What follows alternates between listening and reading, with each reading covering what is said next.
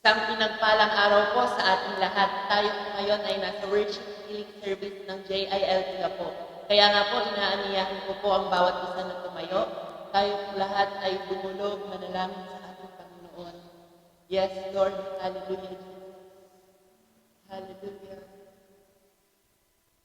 Panginoong Diyos na pinakamakapangyarihan sa lahat, banal ka po at dakila.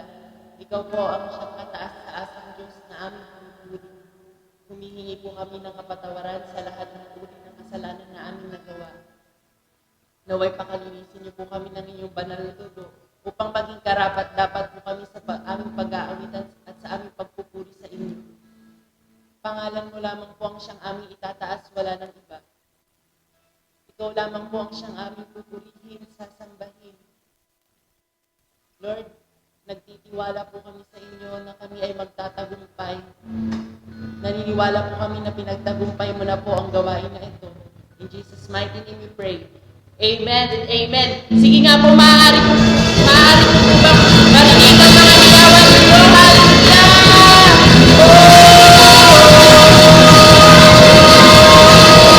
Yung palakpak ng laman! Yung palakpak ng mga tao sa bituan ng langit!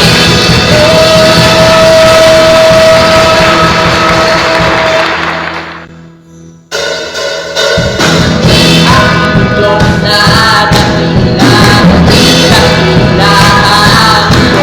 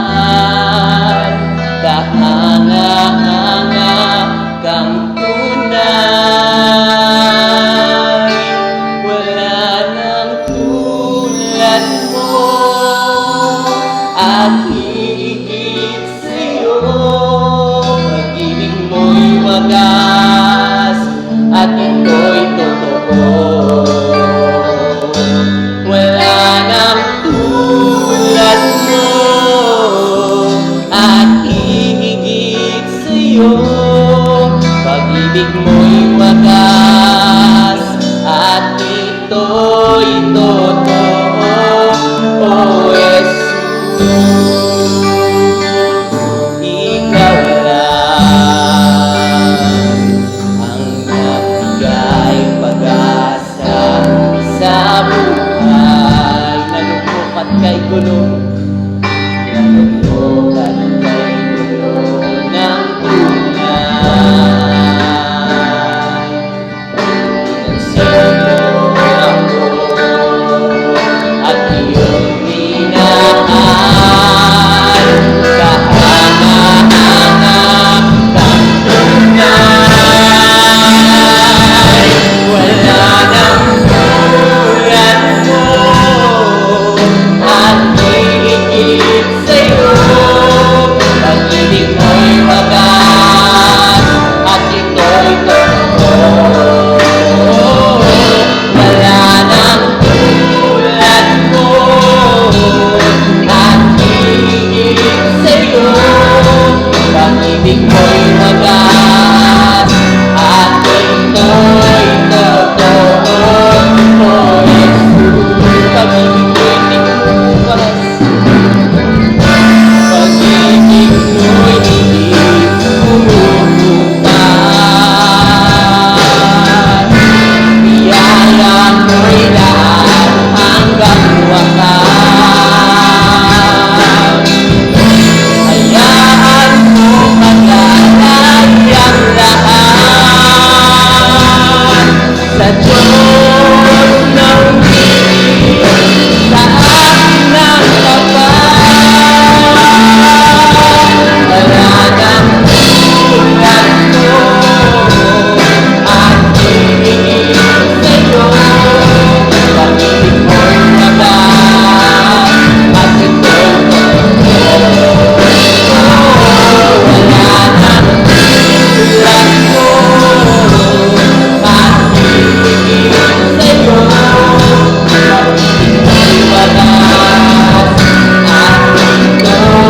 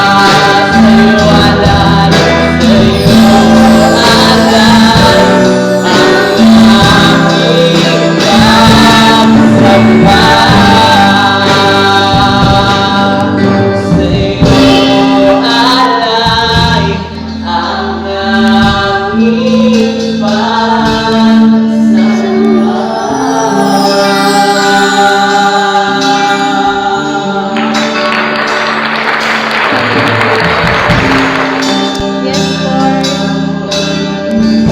Patuloy ka naming pinupuri, Panginoon, dinadakila sa amin pong mga buhay. Patuloy na iniluluklok sa amin pong mga puso. Dinadakila ka, kinikilala ka sa aming kalagitnaan bilang aming Diyos at personal na tagapagligtas sa amin pong mga buhay.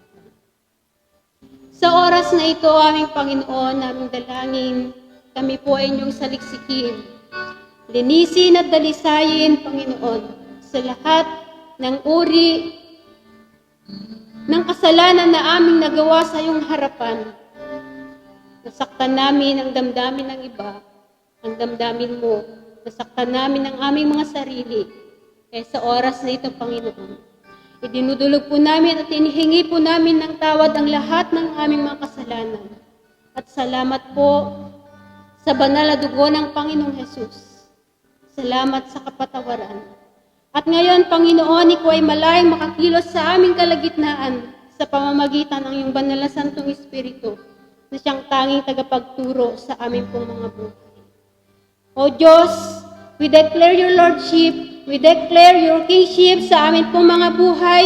Ikaw ang maparangalan sa aming kalagitnaan at hayaan mo, Panginoon, na ang iyong salita sa aming kalagitnaan na iyong ibababa sa oras pong ito ay magsilbing kalakasan, Panginoon, magsilbing patnubay at ilaw sa amin pong mga daraanan habang kami po ay nabubuhay. Panginoon, ipinagkakatiwala po namin sa inyong lahat. We give you back all the glory, honor, adoration, and thanksgiving in Jesus' mighty name. Amen and amen. Hallelujah. Purihin po natin ang ating dakilang Diyos na buhay, mga kapatid.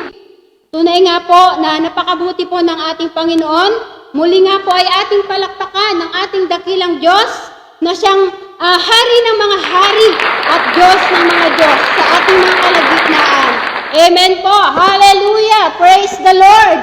Ang sabi po doon sa John 11 verse 25 hanggang verse 26, sinabi sa kanya ni Jesus, "Ako ang muling pagkabuhay at ang buhay. Ang sinumang sumasampalataya sa akin kahit mamatay, ay muling mabubuhay." Verse 26, "At sinumang nabubuhay at sumasampalataya sa akin ay hindi mamamatay kailanman. Naniniwala ka ba sa sinasabi ko?" Ito po ay may katanungan sa bandang huli sa salita ng ating Panginoon.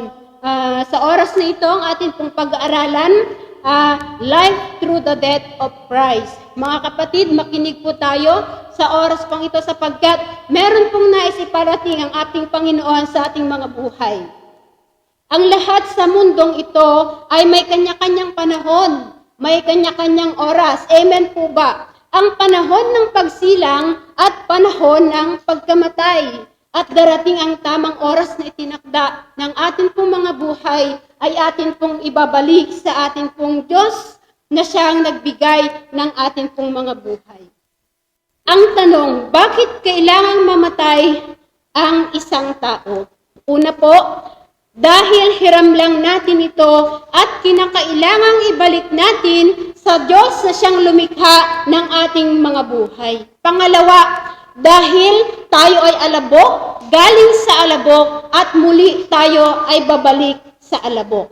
Doon po sa Job chapter 34 verse 15, kapag binawi ng Diyos ang hininga ng tao, sila ay mamamatay at sa alabok ang kanilang tungo. Ang ating pong katawan, our body consists of three. Amen po ba? Physical, yung ating pong body, yung pong ating soul, yung ating pong spirit. Ang ating pong physical, which means in Greek word, ay tinawag po na soma. At ang ating pong kaluluwa, in Greek word, psyche. Doon naman po the spirit, yung Greek word po niya ay pneuma. Amen po. Babasahin po natin ang Luke 16, verse 19 to 31. Makikita po natin dito kung bakit ang isang tao ay mamamatay at ano ang magiging buhay po natin pagkatapos po ng pagkamatay. May isang mayamang laging nakasuot ng mamahaling damit sa saganang-sagana sa pagkain araw-araw. May isa namang pulubing nagngangalang Lazaro na tabtad ng sugat sa katawan at nakahiga sa may pintuan ng mayaman, sa hangad na matapunan man lamang ng mga mumong nahuhulog sa hapag ng mayaman. At dooy nilalapitan siya ng mga aso at dinidilaan ang kanyang mga sugat. Namatay ang pulubi at siya ay dinala ng mga anghel sa piling ni Abraham. Namatay rin ang mayaman at inilibing. Sa gitna ng kanyang pagdurusa sa daigdig ng mga patay, natanaw ng mayaman si Lazaro sa piling ni Abraham. Kaya't sumigaw siya, "Amang Abraham, maawa po kayo sa akin. Utusan po ninyo sa Lazaro na isawsaw sa tubig ang dulo ng kanyang daliri at basain ang aking dila. Dahil ako'y naghihirap sa apoy na ito." Ngunit sumagot si Abraham, Anak, alalahanin mong nagpasasa ka sa buhay noong ikaw ay nasa lupa at si Lazaro naman ay nagtiis ng kahirapan. Subalit ngayon ay inaliw siya rito samantalang ikaw naman nagdurusa riyan.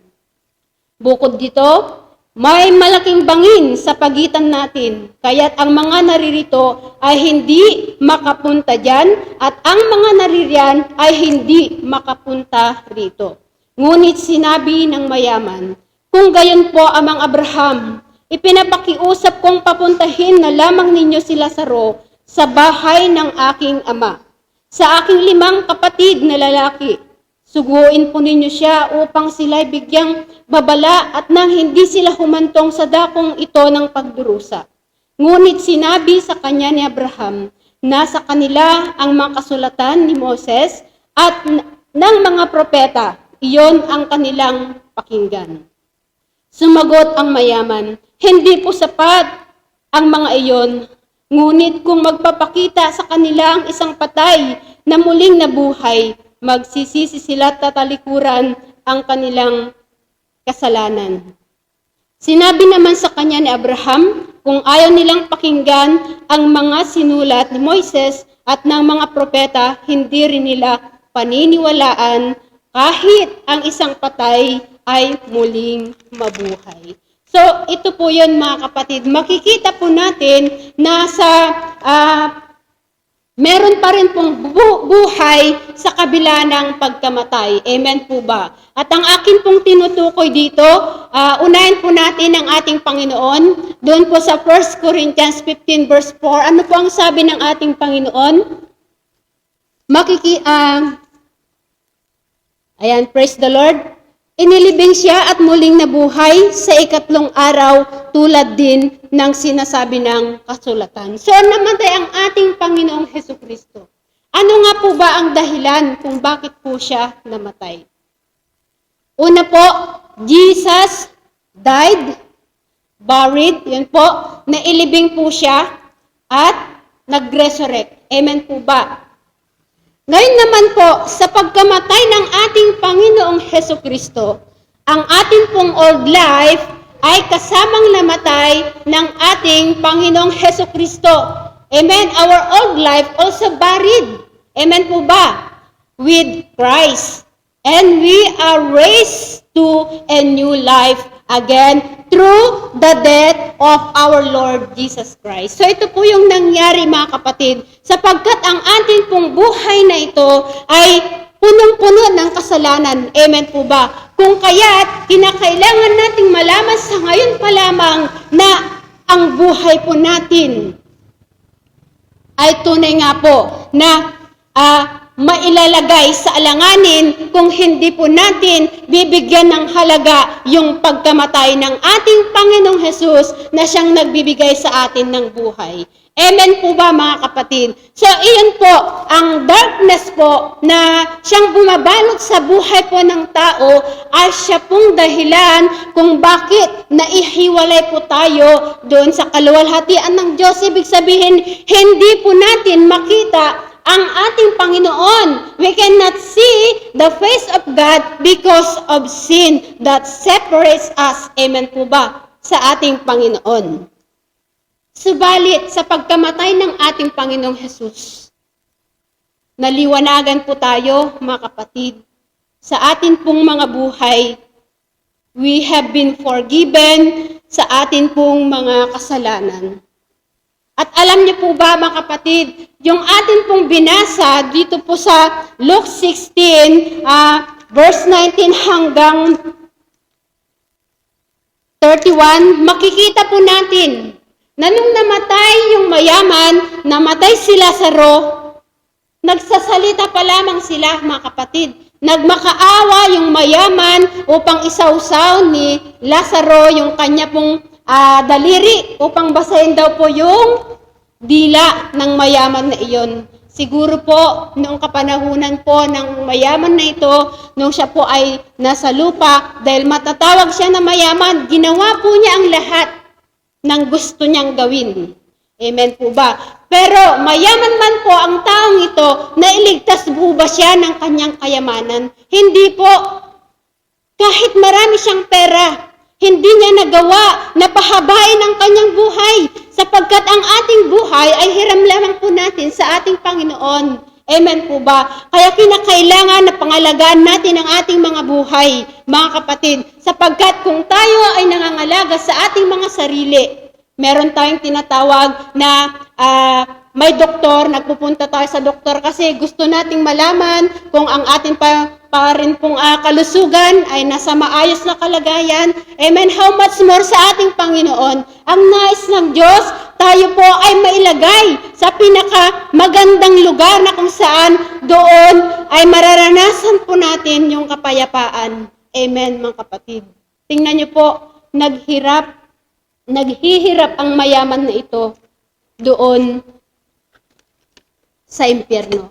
Ibig sabihin, merong dalawang klase na patutunguhan ng isang tao. Amen po ba? At ang lugar na ito, na kung saan matatawag na lugar na walang hanggan, buhay na walang hanggan, ito ay lugar ng mga tao na kung saan dadalhin ng Panginoon yung mga nanampalataya sa Kanya, yung mga tao na kung saan tumanggap sa Kanya bilang Diyos at sariling tagapagligtas sa kanilang mga buhay. At meron din po eternal torment, yung pong pagdurusa, walang hanggang pagdurusa. Bakit po? Siguro yung tao na, hindi lang po siguro, pero ang tao po na nagpupunta doon ay yung mga tao na kung saan binigyan ng babala, binigyan ng paalala ng Panginoon, subalit hindi nagsisi. Hindi tinalikdan ang kanilang mga ginagawang kasalanan. So ito po yung dalawang lugar, mga kapatid. Kaya kinakailangan ating pag-ingatan ng ating mga buhay at ating makilala ang ating Panginoon. Amen, mga kapatid. Hallelujah. Makikita natin dito na meron pong buhay na walang hanggan at panghabang buhay na pagdurusa. Ito po yung Luke 16.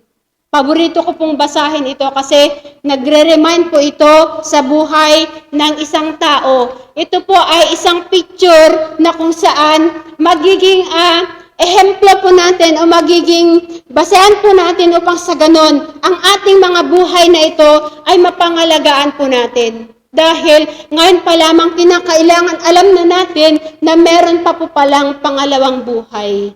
Darating ang panahon, mga kapatid, ang ating pisikal na katawan na ito ay mawawala. Babalik sa alabok, maihihiwalay yung kaluluwa nito. Amen po ba? Sapagkat kinakailangan pong ibalik natin sa ating Panginoon. Subalit tatanungin ko po kayo, kung kayo ay nawala sa mga panahong ito, sa sandaling ito, ano po ang buhay mo sa hinaharap? Ito po ba ay ligtas? Ito po ba ay payapa? Ito po ba ay puno ng pagdurusa? Mga kapatid sa ating Panginoong Hesukristo. Kaya nga po ginawa ng Diyos ang nagremedyo ang Panginoon. Gumawa ng Panginoon ng paraan upang tayo ay hablutin mula sa walang hanggang pagdurusa. Maari po mayaman ang mundong ito, kasaganaan, maraming pera, maraming kaibigan, makakapunta ka sa disco o anuman pong gusto mong gawin kasi meron ka, nagagawa mo ang lahat. Meron po tayong free will na anuman ang ating gawin, maari po nating gawin. Pero pinapalalahanan po ng Diyos ang bawat isa. Mga kapatid, meron din po tayong self-will na ibigay ng Lord. Isang makalangit na karunungan upang piliin kung ano po ang nararapat para sa atin pong mga buhay. Kaya kung ikaw ay nasa lugar na kung saan nag-aalala ka, kapatid. Kung ikaw ay nasa lugar na gumagawa pa rin ng mga bagay na ikinagagalit ng Diyos o maaring ikapuot ng ating Panginoon, ito na yung tamang panahon upang ang lahat ng ito ay ating pag-isipan. Ito ay ating pagsisihan at ating isipin na mas magiging mahirap sa kabilang buhay kung hindi po natin bibigyan ng pansin ang panawagan ng ating Panginoon sa oras na ito. Alam niyo po, natutuwa po ako kasi merong isang brother Eddie na kung saan inilalaban po yung katuwiran. He fight for truth, justice, and righteousness. Amen po ba? Ganon din po tayo mga kapatid. Kinakailangan na ipaglaban po natin yung mga katagang ito upang ang ating pong buhay na ito ay mapanatili na ligtas mula po sa walang hanggang buhay na pagdurusa. Piliin po natin ang mabuti mga kapatid. Meron po bang nagawa yung mayaman na iyon, sinasabi nung siya po ay namatay na? Opo, nakakapagsalita po siya. Pero na hirap siya. Nagmamakaawa kay Amang Abraham. Hindi na, kapatid, makakabalik pa ang isang namayapa upang bigyang babala yung kanyang mga mahal na inaiwan. Kaya ngayon pa lamang po, pakinggan po natin ang babala ng ating Panginoon. Talikdan po natin ang kasalanan. Iwasan po natin yung mga bagay na kung saan maaring ikagalit ng Diyos at tayo ay maparusahan. Romans 3:23 ang sabi po doon, for the wages of sin is death. Ito po yun. Para po sa mga tao na hindi nanampalataya at hindi naniwala sa kapahayagan ng Diyos. But the gift of God is eternal life through the Lord Jesus Christ. Amen po ba? But the gift of God is eternal life. Para po sa mga nagtiwala, para po sa mga nanampalataya sa ating Panginoon, yung salitang ito, mga kapatid. Kaya ngayon pa lamang, ine-encourage ko po kayo na muli ay atin pong ibalik ang atin pong mga buhay sa ating Panginoon.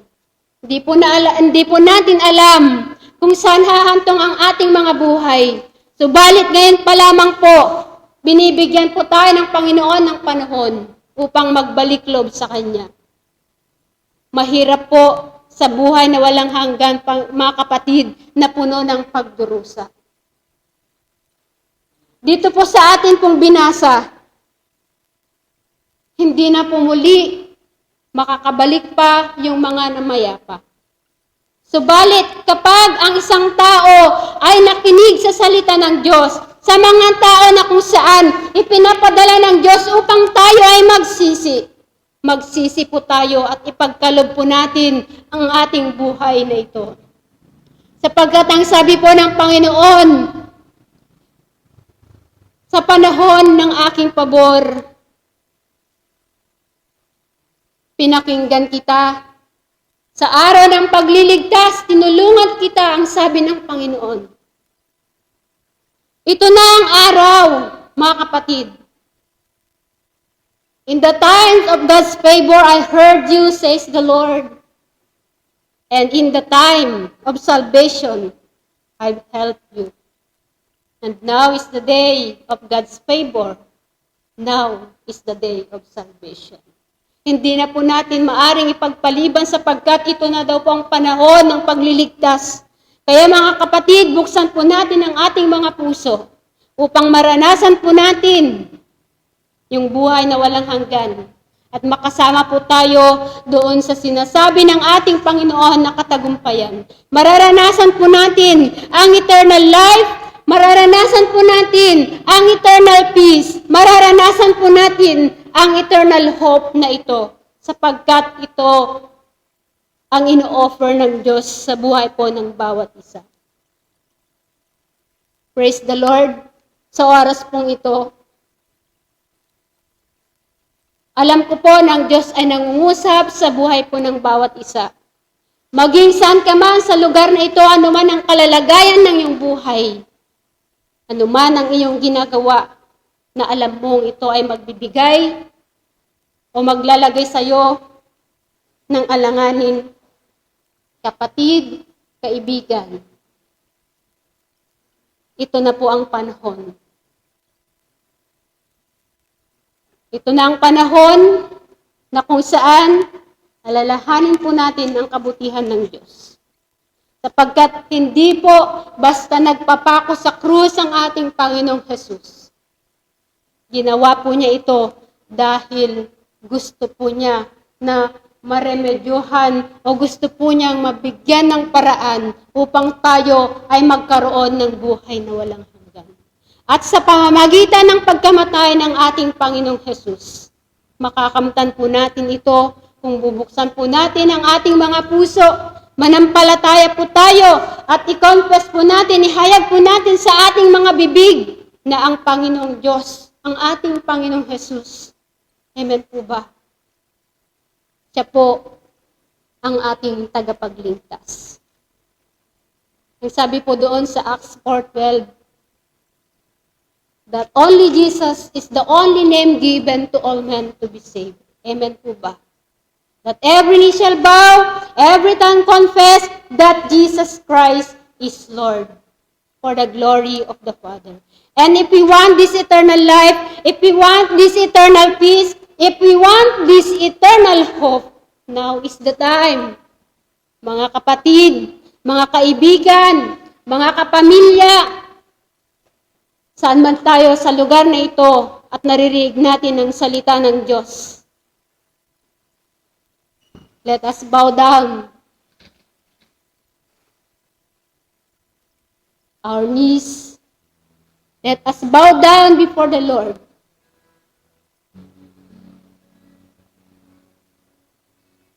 Hindi basta-basta ang ginawa ng ating Panginoon para tayo ay ligtas. Hindi naglaro ang Panginoon sa kanyang ginawa upang magmalaki lang siya. No, amen.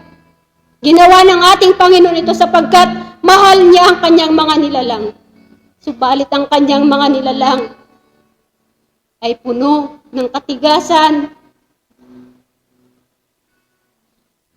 dahil sila ay nililinlang ng kaaway sa mundong ito. Subalit, sa panawagan ng pagsisisi, ang ating Panginoon ay naghihintay. Siya ay tapat, nayayakapin tayo, at tayo ay patatawarin sa ating mga kasalanan. Tayo ay daramtan muli ng isang bagong damit na magbibigay sa Kanya ng kaluwalhatian. Isang damit na kung saan magdadala sa atin patungo sa buhay na kung saan doon tayo ay ligtas kasama ang ating Panginoon. Hallelujah! Awitin po natin mga kapatid, manampalataya po tayo sa ating mga puso. He is Lord, He is Lord.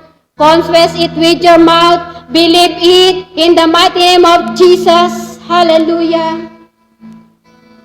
Ang second chance po ay hindi kapag ikaw ay nakaligtas sa isang disgrasya. Kundi, ang second chance na sinasabi ng ating Panginoon, binibigyan ka ng panahong magsisi, manumbalik sa Kanya, upang kamtan ang buhay na walang hanggan na ito. Hallelujah! Yes, Lord. We bow our heads before you. We open our hearts to you, Lord. Hallelujah. Yes, amen. Confess it with your mouth. Believe it. God will hear you. God is giving us a second chance to live again. Don't waste your time. Hallelujah.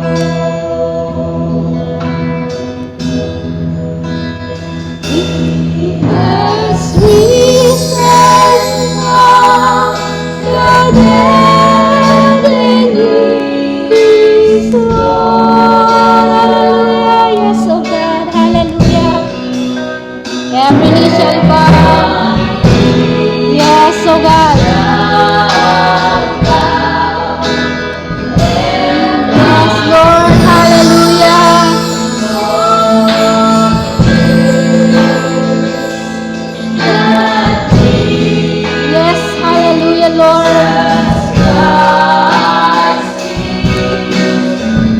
Awitin po natin sa personal na pag-awit. He is my Lord. Yes, Lord. He is my Lord. Yes, Lord. Hallelujah, oh God. You have risen from the dead, and you're my Lord. And my knees shall bow, and my tongue confess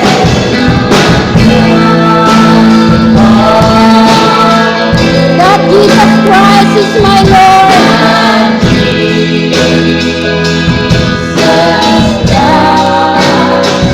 is my Lord. Sa Tagalog, siya ay Diyos. Siya ay Diyos. Hallelujah. Yes, yes, Lord. Siya ay Diyos.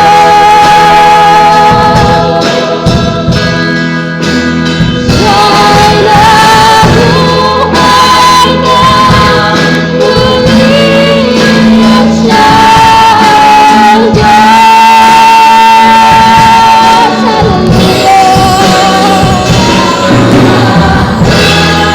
Yes, Lord. Hallelujah. Let your Holy Spirit, Father God, that convicts, will touch us, Lord. Change us, Lord God. Purify us. Deliver us in the name of Jesus. Transform us in the mighty name of Jesus. Hallelujah. Yes, hallelujah. Alalahanin mo ang lahat ng nagawa mo sa iyong buhay sa nakaraan. Hallelujah. At iyong ipag-isipan ang buhay sa iyong nakaraan. Hallelujah. Yes, oh God.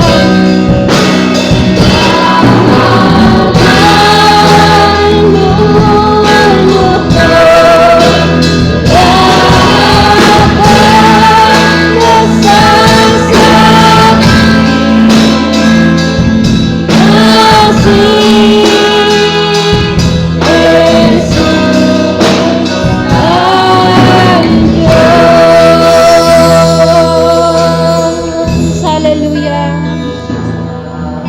Yes, oh God. It is our declaration that you are our Lord. You are our King, Lord Jesus. We thank you, Lord, na ikaw ay namatay at ang amin pong mga lumang buhay ay isinama mo. Maraming salamat na ikaw ay muling nabuhay upang aming kamtan, Panginoon, ang panibagong buhay. Maraming salamat sa iyong habag.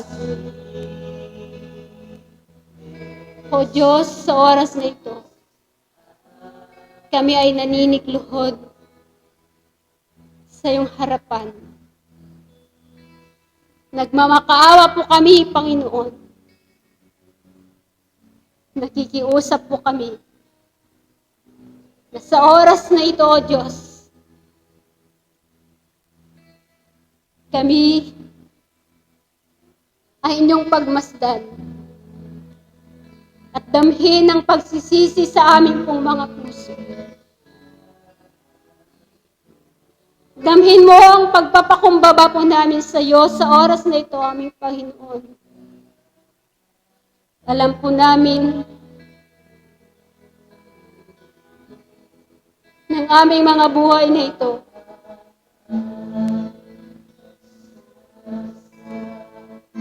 ay naging katulad ng isang maruming basahan. Subalit salamat, O Diyos, dahil sa iyong habag.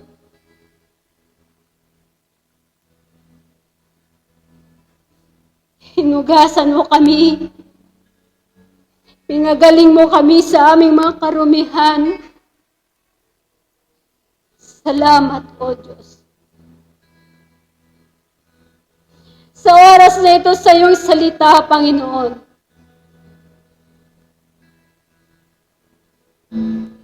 naalala po namin ang ginawa mo sa krus ng Kalbaryo.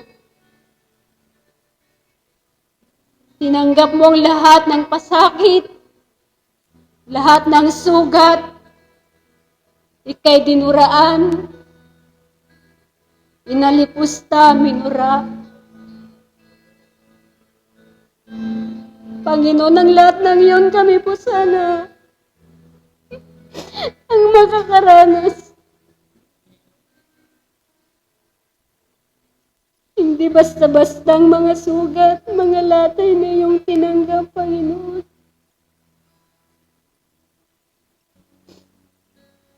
Kami kapag nasugatan ng malit lamang,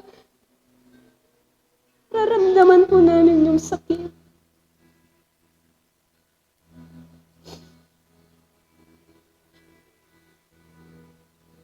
Salamat, Panginoon, sa iyong habag sa aming mga buhay.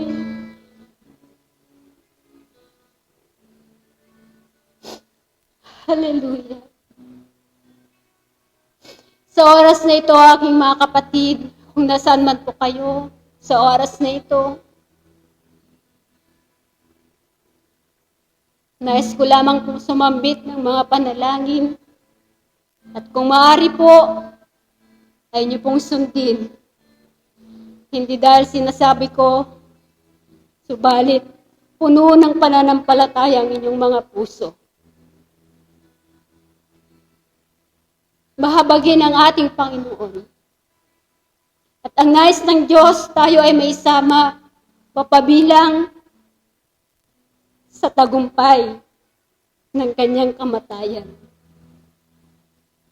At ang nais ng Diyos, tayo ay manatili.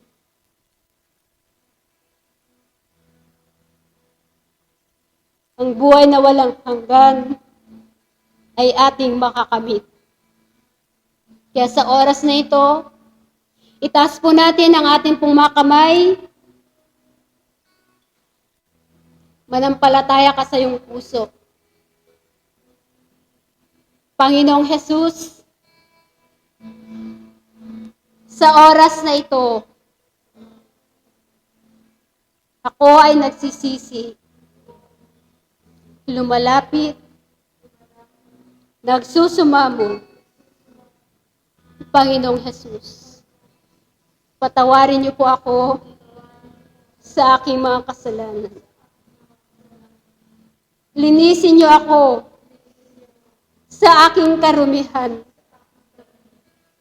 Panginoong Jesus,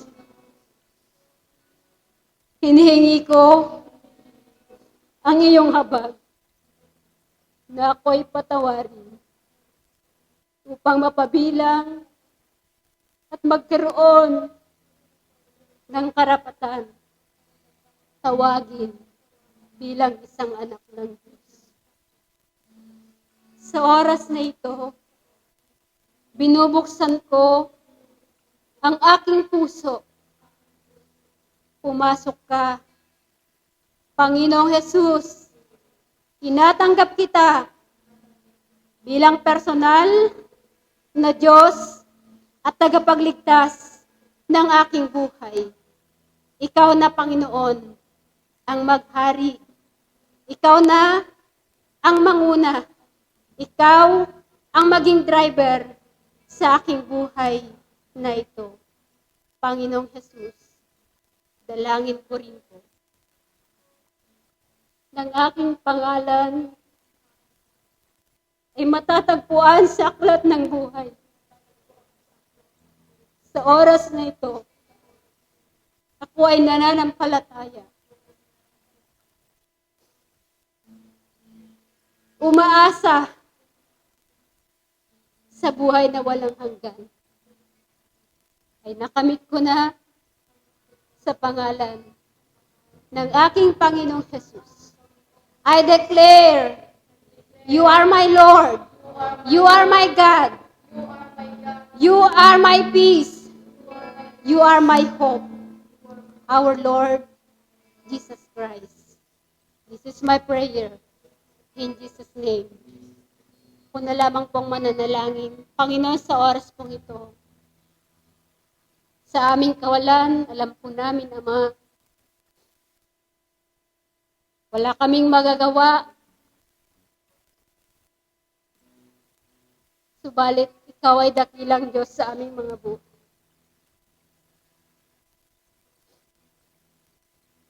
Nakikita mo ang aming mga buhay, Panginoon, katulad ng isang bukas na aklat sapagkat Ikaw po ang may akda ng aming mga buhay. Ikaw lang din, Panginoon, ang nakakaalam kung hanggang kailan ang aming mga buhay na ito magtatagal. At amin pong hinihiling, Panginoon, na sana kami ay inyong matagpuan sa inyong muling pagbabalik. Tapat, nagmamahal, umaasa. Katulad ng iyong panalangin, aming dakilang Diyos Ama. Lord, umaasa po kami na isang araw, Panginoon, kasama kami sa mga anak mo na kung saan makikipagtagpo sa iyo sa kalangitan, Panginoon. Salamat, Panginoon, at amin din pong dalangin, O Diyos, na anumang kasalanan ang meron ng aming kapaligiran, anuman ang kasalanan na gagawa ng tao, Panginoon, kami ang nagpapakumbaba sa iyong harapan. Mabagkas sa iyong mga nilalang. Panginoong Diyos, palakasin mo ang iyong pong mga anak. Tanggalin mo ang takot sa puso ng bawat isa, hindi panghinaan ng loob, upang patuloy po namin, Panginoong Diyos, na madala at may pahayag ang iyong mayamang salita, salita na nagbibigay ng buhay at pag-asa. Maraming salamat, Panginoon, sapagkat sa oras na ito, as we believe that the Lord Jesus Christ is our Lord and personal Savior, we believe, Father God, na pinagaling mo na rin po ang bawat isa sa anuman pong uri ng sakit karamdaman, sa physical man, emotional, o sa spiritual na aspeto ng buhay. Salamat, Lord God, at tunay nga po, Panginoon, sa oras pong ito, muli ay aming ipagsisigawan ang katagumpayan. Sa katagumpayan ay iaalay po namin sa iyong banal na paanan. Salamat po, Panginoon, sa inyo po namin ibinabalik ang lahat. Maraming salamat po sa buhay na walang hanggan. Sa pamamagitan ng pagkamatay ng aming Panginoong Jesucristo. To you alone all the glory, honor, adoration, and thanksgiving. In Jesus' mighty name we pray. Amen. Hallelujah.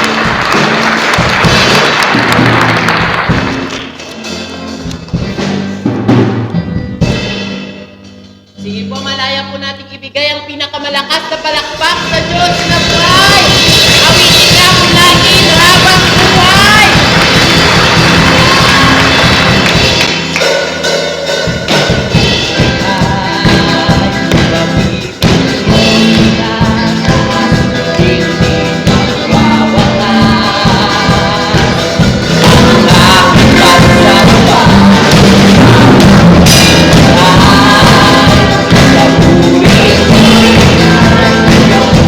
Sa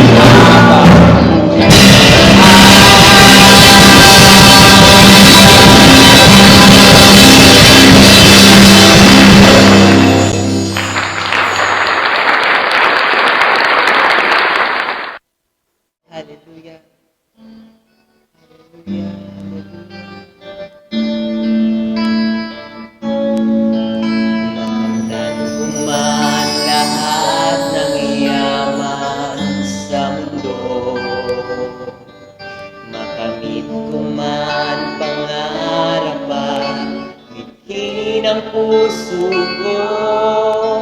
Kung ako'y manlalamig sa'yo at malalayo ng gusto, ay bigo pa rin, ay mukha pa rin ang puso ko.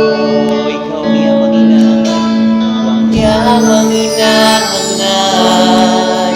ang pangarap kong sasapat, Panginoon, Panginoong Jesus. Ikaw ang yamang inahangan, ang pangarap ko sasapat, Panginoon, Panginoong Jesus. Higit sa yaman ng mundo, higit sa luwat inang ito, ikaw ang nais ko, tanging nais ko. Ikaw ang yaman ko, Panginoon. Sa pinakamatinang tinig mula sa puso, man lahat ng yaman sa mundo.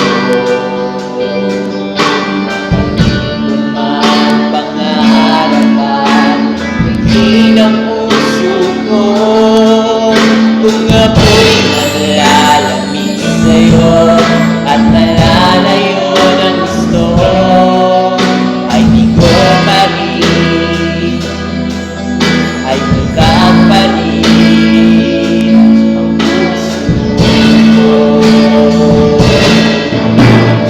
Yamang inahangan, ang pangarap ko sasapat, Panginoon, Panginoong Jesus. Ikaw ang yamang inahangan, ang pangarap ko sasapat, Panginoon, Panginoong Jesus. Higit sa yaman ng mundo, higit sa luwa at pinamit ko, ikaw ang nais ko, ang tanging nais ko, ikaw ang yaman ko, Panginoon. Ikaw ang nais ko, ikaw ang nais ko, tanging nais ko, ikaw ang yaman, ikaw ang yaman ko, Panginoon.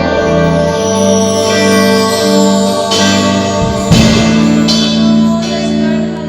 Hallelujah, hallelujah. Tunay ka, Panginoon, na ikaw ang tanging yaman namin, Lord. Apart from you, we can do nothing, Lord God. Patuloy namin pinagpupurihan ang iyong pangalan, Lord. Wala kang magagawa kung wala ka sa aming mga buhay, Panginoon.